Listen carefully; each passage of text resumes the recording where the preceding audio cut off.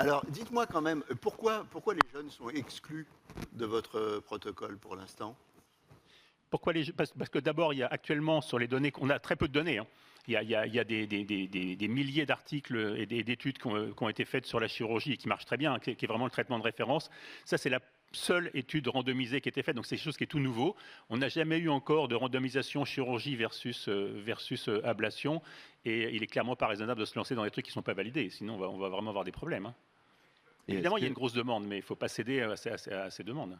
Et est-ce qu'il y a des contre-indications claires pour les patients jeunes? Non, il n'y a pas de contre-indication. Enfin, la contre-indication, c'est que les récidives sont plus importantes. Immunothérapie, on a parlé de l'homogénéité, hein, c'est pas facile à dire, des tumeurs. Est-ce qu'il y a des cas où ça marche bien au début et puis après il y a un effet rebond parce que justement les tumeurs ne sont pas homogènes Alors oui, pour l'immunothérapie, clairement, l'hétérogénéité tumorale est extrêmement importante. Alors il y a certaines tumeurs qui échappent avec des mutations qui vont finalement rendre la tumeur complètement invisible aux globules blancs. Et donc le fait de les activer, finalement, si la tumeur est complètement invisible, ils vont s'activer dans le vide. Et puis c'est un de nos principaux écueils justement pour le développement de tout ce qui va être globules blancs génétiquement modifiés, hein. C'est ce que je vous ai dit à la fin, ça fait partie des axes de recherche qui sont très prometteurs.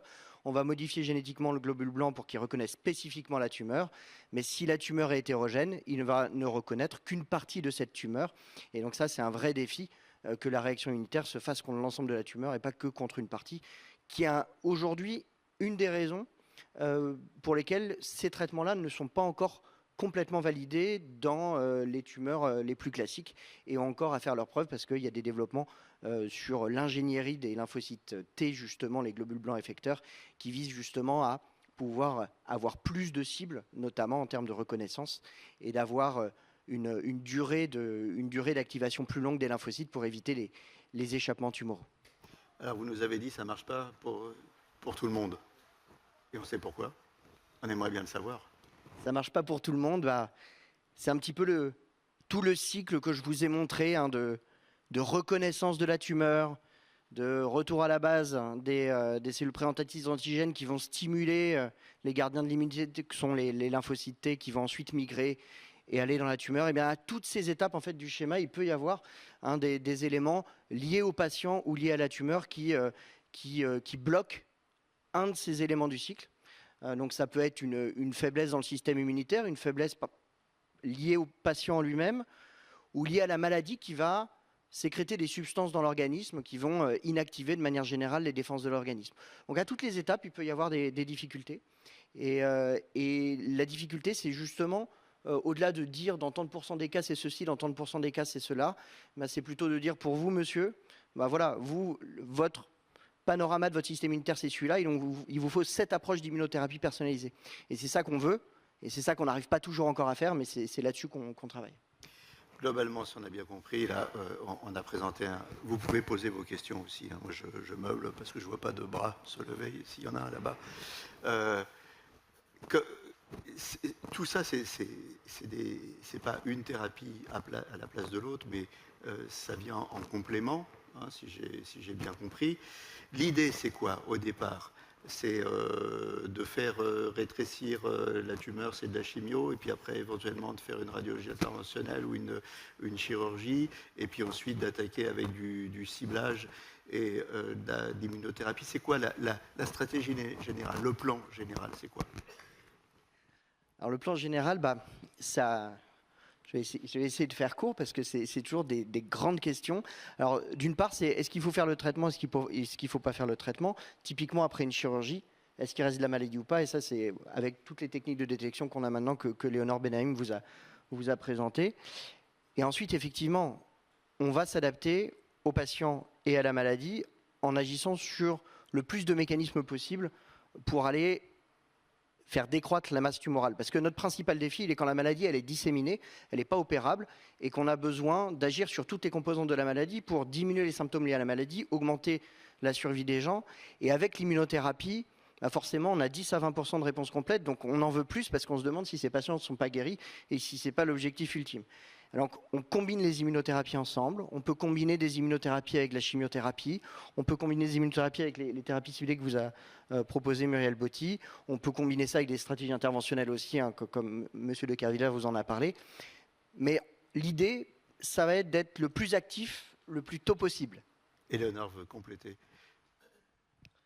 Moi, je me souviens toujours d'une phrase, c'est que quand j'étais interne, j'ai dit à mes patrons que je voulais faire de la chirurgie cancérologique et on m'a dit bah ça sert à rien parce que le cancer ça s'opérera plus, les médicaments vont tellement bien marcher qu'on n'opérera plus le cancer.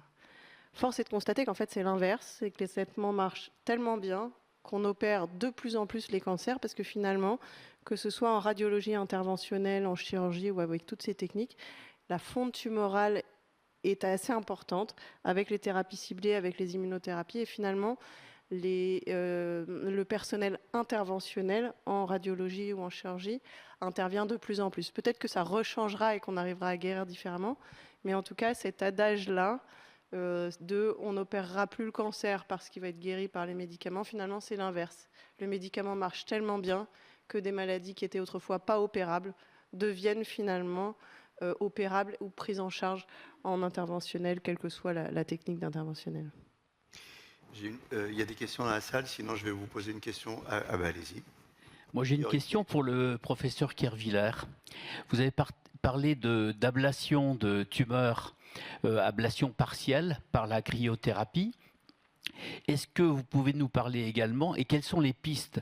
Parce qu'il y a également la CFU, enfin la chirurgie focale qui est utilisée en prostate avec des ultrasons. Alors, quelles sont les pistes de recherche? Est-ce qu'on va s'acheminer plus vers la cryothérapie, plus vers les chirurgies focales à base d'ultrasons? Alors déjà, quand on fait une ablation, on évite qu'elle soit partielle. On essaie de la faire, de la totaliser. Ça, c'est une règle. Pour ce qui concerne la prostate, actuellement, là aussi, on en est tout à fait au début. Il y a de multiples techniques d'ablation. En France, on ne peut pas le faire pour un patient qui n'a jamais été traité. En dehors d'un protocole. C'est-à-dire qu'il faut qu'il y ait une étude. On peut faire des ultrasons focalisés, comme vous l'avez dit, l'IFU, mais on peut faire aussi du laser, on peut faire de l'électroporation, on peut faire de la cryo, on peut faire beaucoup de choses. Actuellement, nous, on le fait dans du rattrapage, c'est-à-dire des patients qui ont déjà été irradiés et qui ont une récidive après radiothérapie et chez qui c'est extrêmement compliqué de faire une chirurgie, parce qu'après radiothérapie, c'est un peu plus compliqué. Et donc, dans ces cas-là, on fait des gestes d'ablation, et on peut en faire plusieurs. Nous, on en a testé plusieurs. Là, il y a 2 jours, j'étais en Hollande pour voir une procédure avec du laser. On en est tout à fait au début, au balbutiement. En France, en dehors des protocoles, on ne peut pas traiter comme ça un patient qui a un nouveau cancer de prostate. On peut le faire, mais si vraiment il y a des problèmes, on risque d'avoir des problèmes, quoi. C'est en dehors des clous. Ce n'est pas dans les recommandations. D'autres questions? Oui, bonjour, moi c'est une question pour Madame Benaïm. Je voulais savoir, lorsqu'on a eu un cancer colorectal avec 2 récidives, avec des traitements de chimiothérapie et de chirurgie, et dans le cadre du suivi, l'analyse sanguine, notamment l'ACE, recommence à monter, en restant toujours dans le seuil autorisé, on va dire, mais qui commence à monter. Est-ce qu'il est opportun de faire cette fameuse biopsie pour détecter éventuellement de l'ADN tumoral ? Et si oui, comment procéder, s'il vous plaît? Merci. Aujourd'hui, il y a beaucoup d'études, comme je vous l'ai dit, cliniques en cours. Effectivement, ça paraît être une bonne piste. Ça n'est pas fait en pratique courante, en dehors des essais, puisque justement, pour détecter ce type de récidive, si l'imagerie, le scanner, etc., sont parfaitement normaux, la concentration d'ADN sera probablement assez faible, et donc il faudra des techniques très sensibles et donc très chères. Ce qu'on espère, c'est que les essais cliniques et les patients inclus dans les essais cliniques actuellement et les résultats de ces essais feront que ce type de tests seront remboursés et qu'on pourra élargir ce type de détection à une plus large population de patients. Pour l'instant, dans un essai clinique, c'est réalisable, pas en routine. D'autres questions? Oui, bonjour. Je m'adresse à mon confrère radiologue. Qu'en est-il de l'embolisation artérielle dans les stades précoces, en cancérologie, de façon à aboutir à la nécrose tissulaire? L'embolisation toute seule, on n'espère pas une embolisation, une nécrose tissulaire. Soit on la fait avec des billes ou des agents liquides, peu importe, mais c'est en fait pour faciliter le travail du chirurgien, pour que ça saigne moins. Si on veut avoir une efficacité antitumorale, il faut que les billes, on leur mette quelque chose dessus. C'est-à-dire soit de la chimiothérapie, de la bille ou un lipiodol, soit de la chimiothérapie, soit de la radiothérapie vectorisée. Mais soit on met des billes radioactives, des choses comme ça. Mais on ne fait pas de l'embolisation pour de l'embolisation. C'est-à-dire qu'on peut. L'idée est intellectuellement, c'est de dire on va couper les vivres à la tumeur en bouchant les vaisseaux et on va l'asphyxier. C'est extrêmement éphémère et c'est pas pérenne du tout. Une question ici. Oui, alors c'était une question de pro à pro, cette histoire d'embolisation. On rappelle, vous l'avez dit un peu à la fin, l'idée c'est de couper les vivres à la tumeur. C'est quoi une embolisation pour grand public et pourquoi on embolise des tumeurs?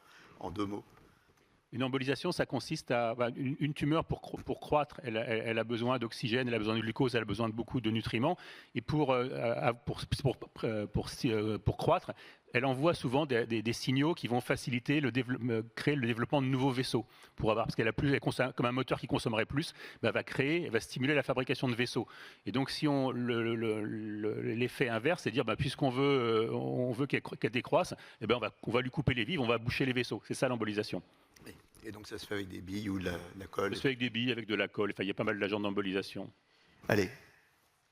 Oui, bonjour. J'aimerais savoir si les thérapies ciblées et l'immunothérapie apportent de bons résultats sur les cancers triple négatifs, qui à une époque étaient de pronostic.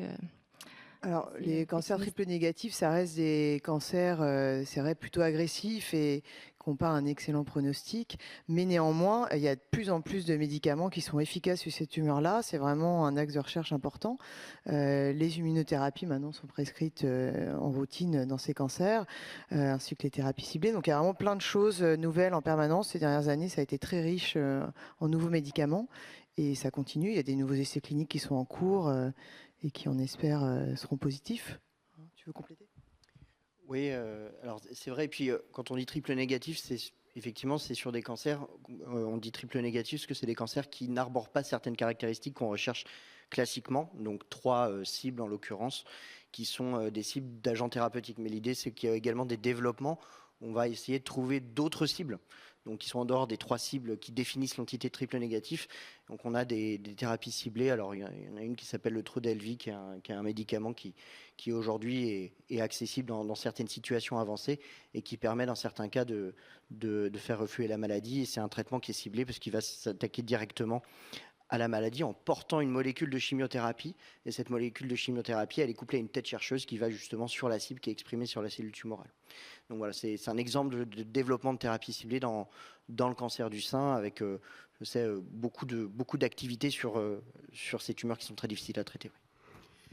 Il nous reste 2 minutes pour conclure cette table ronde. Ce que je vais vous demander, c'est une petite conclusion à chacun, peut-être sur la complémentarité, l'arsenal, donner une petite touche d'espoir aussi, parce que tout ça avance très très vite. Comme je l'ai dit ce matin, mais vous n'étiez pas là à l'ouverture du congrès, on a traité aux OME du cancer du sein il y a 7 ans. On a voulu revenir, parce qu'on change de sujet chaque année, on a voulu revenir sur le cancer cette année, parce que tout va vite, tout va très très vite, et on entend beaucoup de choses, on suscite parfois de faux espoirs. Donc en clair, cette combinaison thérapie ciblée, immunothérapie, radiologie interventionnelle, ADN circulant, qu'est-ce qui est en routine aujourd'hui, qu'est-ce qui sera en routine demain, quels sont les espoirs et qu'est-ce qu'on doit attendre de tout ça? Allez, un petit mot de conclusion à chacun. Je commence alors. Allez, on va essayer de coller le prof. La radiologie interventionnelle, ça fait un moment que c'est en routine. C'est vraiment une spécialité qui explose. Il y a de plus en plus d'indications. On va de plus en plus vers le mini-invasif. De la part des chirurgiens d'ailleurs aussi, qui font des trucs de moins en moins, des trucs de plus en plus beaux et de moins en moins agressifs. Il y a vraiment, pour vous donner un exemple, en radiologie maintenant, il y a une surspécialité qui s'appelle spécialité de radiologie interventionnelle qui n'existait pas auparavant. Donc il y a des jeunes radiologues maintenant qui vont devenir des radiologues interventionnels qui vont occuper la plupart de leur temps à faire ça. Et c'est vraiment un métier différent de simplement la lecture des IRM et des scanners. Muriel. Oui, moi, en conclusion, plutôt une conclusion positive, je trouve, en ce qui concerne les thérapies ciblées, c'est que c'est une nouvelle voie de développement thérapeutique qui est hyper prometteuse, qui a déjà des résultats extrêmement importants, et qui est très efficace et surtout avec des toxicités moindres. Donc, on améliore la survie des patients, mais aussi leur qualité de vie. Et donc ça, c'est quand même quelque chose d'extrêmement important. Et il y a de nouvelles molécules qui sont en permanence en cours de développement. Survie et qualité de vie, vous avez raison d'employer les deux, parce que survivre si on n'a pas une bonne qualité de vie. Ouais, l'un va pas sans l'autre, oui. Ronan ?